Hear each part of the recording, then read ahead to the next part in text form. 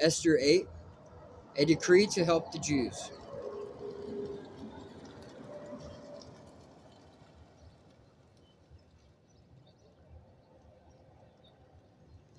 On that same day, King Xerxes gave the property of Haman, the enemy of the Jews, to Queen Esther.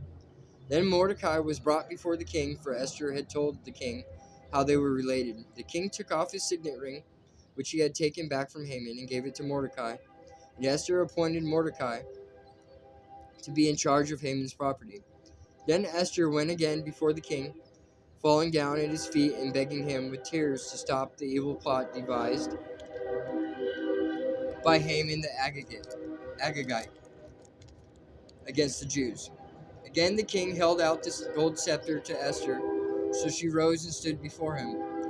Esther said, "If it please the king, and if I have found favor with him, and if he thinks it is right, and if I am pleasing to him, let there be a decree that reverse the order of Haman, son of Hammedatha, the Agagite,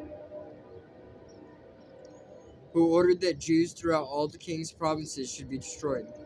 For how can I endure to see my people and my family slaughtered and destroyed?" Then King Xerxes said to Queen Esther and Mordecai the Jew, "I have given Esther the property of Haman, and he has been impaled on a pole because he tried to destroy the Jews.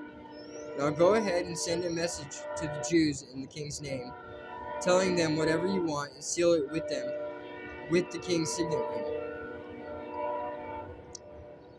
But remember that whatever has already been written in the king's name and sealed with his signet ring can never be revoked."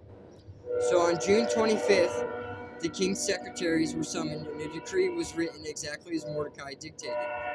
It was sent to the Jews and to the highest officers, the governors and the nobles of all the 127 provinces, stretching from India to Ethiopia. The decree was written in the scripts and languages of all the peoples of the empire, including that of the Jews. The decree was written in the name of King Xerxes and sealed with the king's signet ring. Mordecai sent and dispatched by swift messengers who rode fast horses especially bred for the king's service. The king's decree gave the Jews in every city authority to unite to defend their lives. They were allowed to kill, slaughter, and annihilate anyone of any nationality or province who might attack them or their children and wives, and to take the property of their enemies. The day chosen for this event throughout all the provinces of King Xerxes was March 7th of the next year. A copy of this decree was to be issued as law in every province and proclaimed to all peoples, so that the Jews would be ready to take revenge on their enemies on the appointed day. So urged on by the king's command, the messengers rode out swiftly on horses bred for the on fast horses bred for the king's service. The same decree was also proclaimed in the fortress of Susa.